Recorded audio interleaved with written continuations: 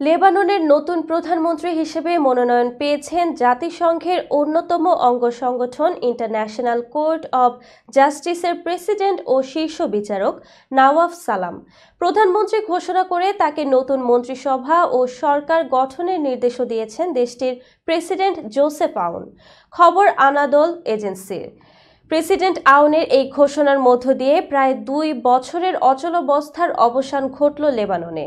নওয়াফ সালামের এই মনোনয়নকে মধ্যপ্রাচ্যের সংকটে জর্জরিত এ দেশটির জন্য চমকপ্রদ পরিবর্তন বলে উল্লেখ করেছেন আন্তর্জাতিক রাজনীতি বিশ্লেষকরা।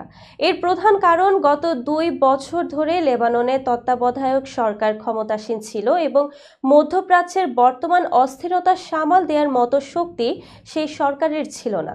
2022 সালের অক্টোবর থেকে খালি ছিল লেবাননের প্রেসিডেন্টের পদও।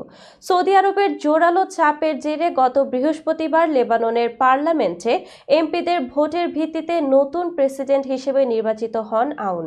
তারপর নতুন প্রধানমন্ত্রী নির্ধারণের জন্য সোমবার ফের ভোট দেন এমপিরা।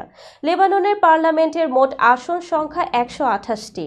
এর মধ্যে 84টি ভোট পেয়েছেন নওয়াফ সালাম।